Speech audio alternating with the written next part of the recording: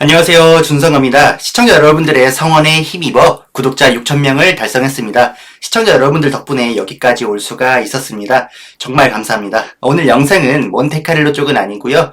저도 유튜브에서는 시청자의 입장에 있다 보니 다른 분들의 영상을 보게 되는데 아무리 구독자 수가 많고 전문성이 있다고 해도 모든 것을 동의할 수는 없잖아요. 솔직히 말해서 저라는 사람 자체가 그분들보다 뛰어난 인물은 아니라서 권위를 갖고 있지는 않아요. 그래서 이런 촬영을 할 때는 조심스럽게 생각을 합니다. 혀로 흥한 사람은 혀로 망한다고 하죠.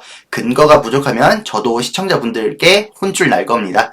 그리고 구독자 수도 많이 차이가 나는데 모든 유튜브 이용자들이 열린 자세로 시청을 해주시는 건 아니거든요. 두터운 팬층으로부터 받을 수 있는 악플도 감수해야 합니다. 제가 비하하는 내용을 다루지 않더라도요. 아무튼 오늘 이야기할 주제는 그분들의 영상이 틀렸다고 하는 건 아니고요. 특정 부분에서 제 의견과 좀 다른 게 있어서 이렇게 영상으로 풀어봤습니다. 원래 독서할 때도 저자의 생각에 완전히 동의하면서 무비판적으로 수용하지는 않잖아요. 저도 마찬가지였고요. 그분들이 어느 정도 소득 수준이 저보다 훨씬 높고 일반인보다는 성공한 자리에 있다고 보기 때문에 아무래도 사고방식이 대중들과는 다를 겁니다. 좋게 말하면 지적으로 뛰어난 거고 나쁘게 말하면 현재 메타에 안 맞을 수가 있어요. 예를 들면 금수저 부모가 있어서 성공한 사람들이 노력을 안 했다고 볼 수는 없죠. 그런데 이 사람들이 풀어내는 성공 경험을 흙수저가 모방하는 것은 무리가 있습니다. 이미 경제적 자유를 얻은 사람들이나 안정적인 사람들은 레버리지 ETF에 회의적일 수밖에 없습니다.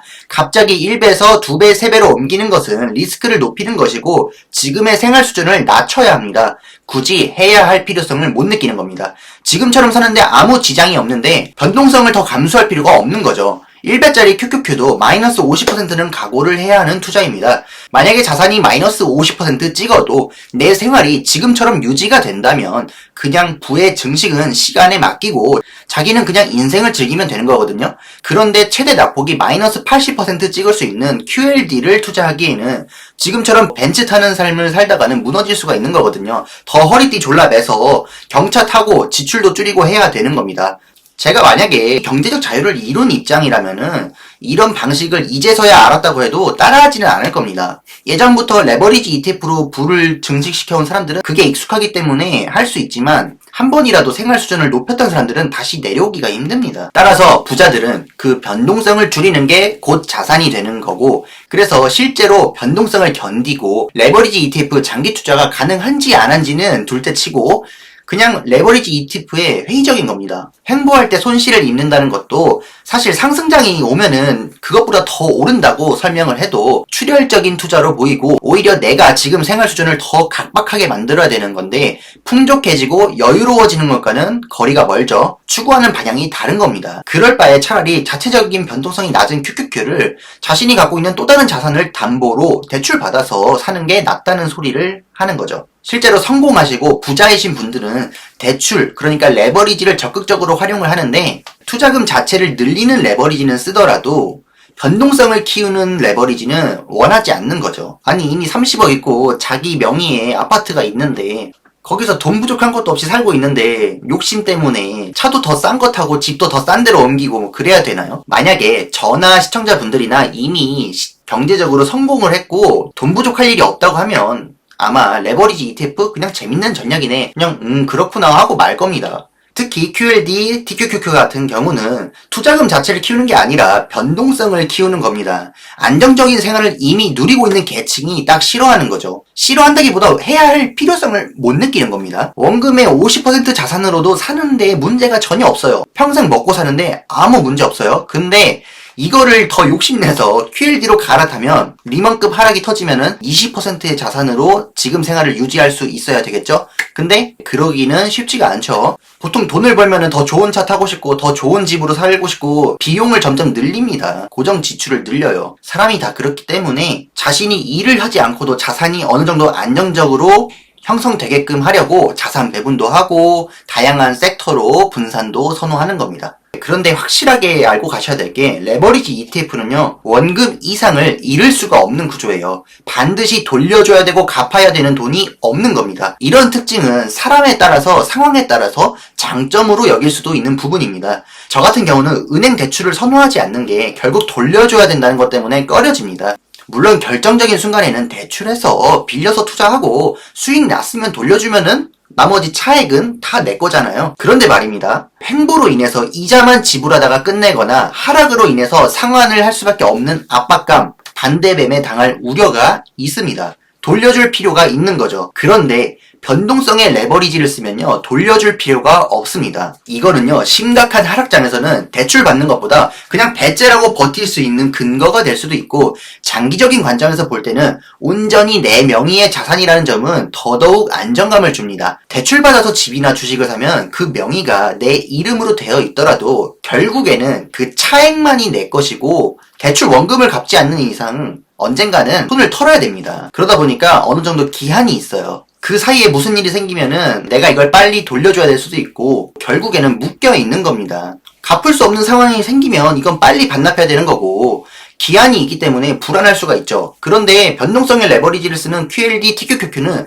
주식시장이 횡보하든 하락하든 투자자를 독촉하지 않고 자산 가치에서 깎여 나갈 뿐입니다. 이런 가운데 대출은 신용 등급을 굉장히 신경 쓰면서 대출 받으려는 사람의 소득 수준과 자산 수준에 따라서 돌려받을 수 있다는 전제 하에 빌려주게 되는데, 여러분이 지금 현금 1억이 있더라도 직장이 불안정하면은 2억을 대출받을 수는 없습니다. 나 자신의 능력에 따라 달라지기 때문에 모든 사람들에게 적용할 수가 없는 거죠. 막말로 정말 힘들게 사는 분들이 있어요. 월급 180 받아서 고정 지출만 해도 한 150만원 나가고 30만원 갖고만 저축할 수 있는데, 이런 경우에는 갚아야 되는 기한이 없다는 점을 장점으로 변동성을 좀만 참고 레버리지 ETF 투자할 수 있는 거거든요. 그리고 부동산을 담보로 대출받아서 QQQ 사라는 말을 해도 사실 30대 40대에도 집이 없는 사람들 많아요. 사회초년생은 더더욱 말할 것도 없고요. 아무리 1억 시드가 있다고 해도 2억을 그냥 대출해주는 데는 없습니다. 만약에 대출해주는 데가 있다고 하더라도 섣불리 받을 수는 없습니다. 그것보다 먼저 변동성을 높이는 걸 고민해보는 게 차라리 낫습니다. 내가 갚지 못할 거라는 불안보다 차라리 언제든지 주식시장이 폭락할 수도 있다. 근데 내가 누군가한테 빚진 건 없다. 이게 더 안정감이 들 수 있는 거거든요. 만약에 대출받아서 투자하다가 하락장을 만나서 이자를 갚느라 허덕이고 있을 때 그때는 다른 데서 대출도 못 받을 수가 있습니다. 이미 비장의 카드를 썼기 때문이에요. 근데 변동성의 레버리지를 쓴 쪽은 어디에 갚아야 할 걱정이 없으니까 그냥 들고 있으면 됩니다. 들고 있다가 이거 뭐 리만 브라더스급이다, 뭐 코로나급 폭락이 왔네, 내 자산이 엄청 많이 줄어들었다, 그럴 때 대출을 받아도 되는 거죠. 만약에 대출 해주는 데가 없다고 하면은 그냥 월급 받아다가 계속 싸게 주우면 됩니다. 누군가는 이자로 빠져나가고 있는데 다른 한쪽에서는 저점에 매수하고 있는 거죠. 그리고 지수가 그렇게 많이 빠질 정도면요, 개별 종목 투자하는 분들은 이미 다 한강 가 있어요. 나만 잘못되는 게 아니고요, 주위 상황도 다 같이 나쁠 겁니다. 그럴 때 내가 돌려줘야 될 의무도 없고 빌린 돈도 없고 얼마나 걱정이 없어요. 다 같이 안 좋은데 나는 빚이 없다니까요. 그럴 때 그냥 싸게 줍고 아니면 그때 대출 받는 거예요. 그리고 사회초년생이라든가 아직도 돈을 한창 벌고 계신 분들은 사실 내 자산이 어쨌든 간에 돈을 모으고 있는 과정에서는 허리띠 졸라 매야 되거든요.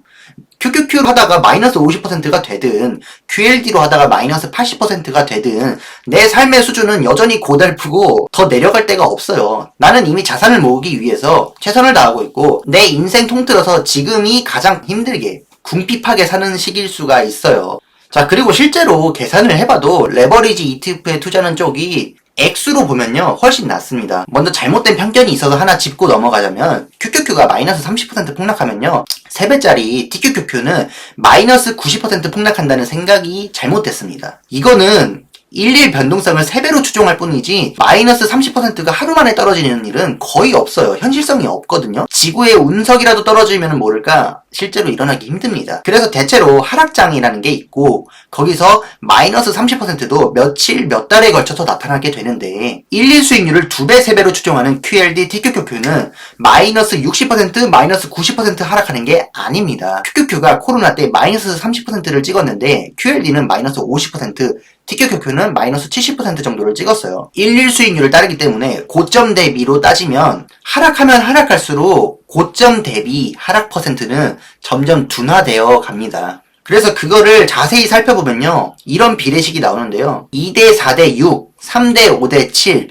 5대 8대 10 입니다. 마지막 5대 8대 10에서 TQQQ가 10이라는 것은 마이너스 100%를 말하는 건 아니고요. 마이너스 90% 후반을 말하는 겁니다. 약간의 경고의 의미로 10으로 표현을 했을 뿐이고, 여기서 말하는 5대 8대 10의 상황은 리먼급 하락을 말하는데, TQQQ는 실제로도 백테스트 해보면 복구하기가 좀 힘들죠. 오래 걸립니다. 아무튼 이 손실 비례식은 예전 영상에서 이미 발견해서 소개해드린 적이 있고, 지금 시청자분들 중에도 아시는 분들이 있을 겁니다. 스킵하지 않으셨다면요. 그래서 이거에 따라서 계산을 해보면요, 1억짜리 원금에 2억을 대출받아서 3억으로 투자를 합니다. 시장이 마이너스 20% 하락하면요, 2억 4천이 남죠. 그런데 여기서 TQQQ 투자자는 마이너스 60% 찍고 4천만 원밖에 남지 않습니다. 그런데요, 둘 다 높은 수익을 추구하기 위해서 레버리지를 썼다는 건 동일하죠. 종류는 다르지만요. 그래서 레버리지를 썼기 때문에 둘 다 잃었던 금액은 마이너스 6천만 원입니다. 동일하죠. 어떻게 생각하세요? 남은 돈 2억 4천과 4천만 원은 엄청 차이 나는 것처럼 보이지만 애초에 전자는 빌린 돈으로 덩치를 키운 겁니다. 레버리지를 썼기 때문에 잃은 금액은 똑같고요.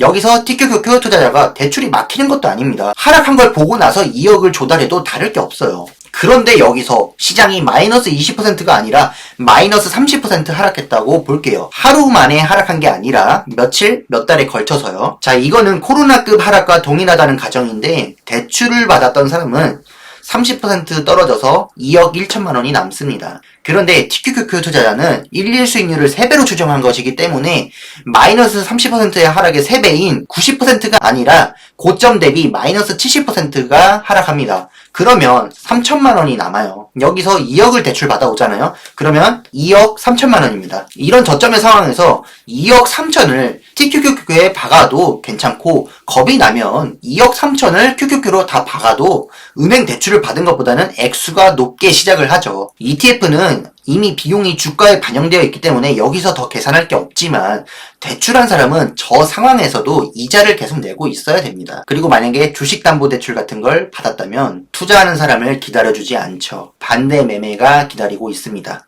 그래서 복구가 되는 걸 알아도 칼같이 손절을 해줄 수밖에 없는 거죠. 자, 그리고 서브프라임 모기지 사태, 리먼급 하락을 가정해봅시다. 시장이 고점 대비 마이너스 50% 하락할 때 대출받은 사람은요, 1억 5천이 남습니다. 그런데 TQQQ 투자자는 당연히 마이너스 95% 가까운 어마어마한 손실을 겪을 수 있습니다. 그런데 이런 기회가, 이런 시장이 정말 잘 안 오거든요. 대출을 이럴 때 받아서 QQQ에 박아도 이미 2억을 넘는 돈으로 시작을 할 수가 있고, QLD에 투자하면 기대 수익은 훨씬 더 높게 나옵니다. 물론 본인이 대출을 받을 수도 없는 사람이라면은 애초에 레버리지 배율을 좀 낮춰서 안정성을 챙기셔야겠죠. 어쨌든 여러분들이 여기까지 이야기한 것만 해도 이미 계산을 해보면 대출부터 받는 것보다 변동성을 키우는 고민을 먼저 해보는 게 더 좋다는 거죠. 변동성을 무조건 키우라는 건 아닙니다. 사람마다 상황이 다르니까요. 만약에 여러분들이 이미 경제적 자유를 이루었다면, 풍족한 생활 수준을 유지할 수 있는 정도면 더 욕심도 안 내겠죠. 그리고 이미 그 경지에 오르기 위해서 열심히 달렸는데 거기서 또 허리띠를 졸라매기 싫을 겁니다. 하지만 경제적 자유를 이루지 못한 사람들은 대출부터 받을 게 아니라 레버리지 배율부터 높이는 걸 고민해 봐야 된다는 겁니다. 갚아야 될 의무도 없고 당신의 신용도 따지지 않습니다.